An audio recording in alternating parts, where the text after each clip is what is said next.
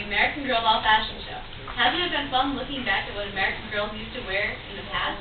You can see, styles have changed quite a bit. But some things haven't changed. The clothing girls wore to bed long time ago looked a lot like nightgowns and pajamas we wear today. That's true, except for the nightcap that Felicity here is wearing. Girls don't wear those anymore. But colonial girls keep their heads covered at all times. And in Felicity's day, most people didn't have special clothing facilities. When Felicity went to bed, she wore the same long white gown called shift that she wore under her dress during the day. So when she woke up in the morning, Felicity was already partially dressed. Can you imagine wearing your nightgown all day underneath your clothes? After a long day on the rancho, Josefina wore a cozy night shift too. She kept her sisters slept on the floor in fluffy sheep skins from the blankets that the girls had for themselves. Each morning, Josefina woke up early, just as the sun began to creep over the mountains. She knew by the familiar wake-up call of the cranky rooster that it was time to start another day.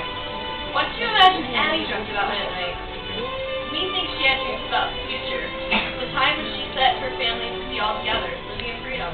Addie wore a soft flannel nightie when she was curled up dreaming big dreams, and kept her cozy during night in the tiny garret when she and her mother lived. On the Addie doll that our model is carrying, you can see that something else Addie used to wear to keep chilly. It's a hand-knitted shawl called a heartwarmer.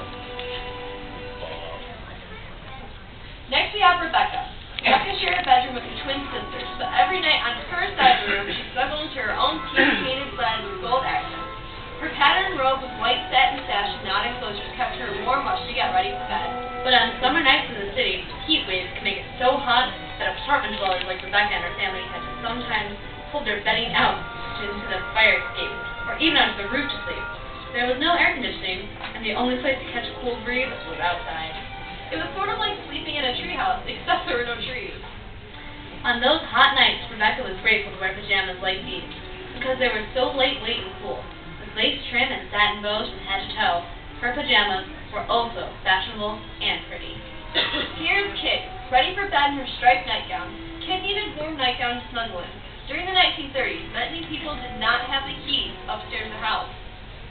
And after Kit's family began renting out rooms in the large house to boarders, Kit moved even further upstairs to sleep. She made her bedroom in the attic.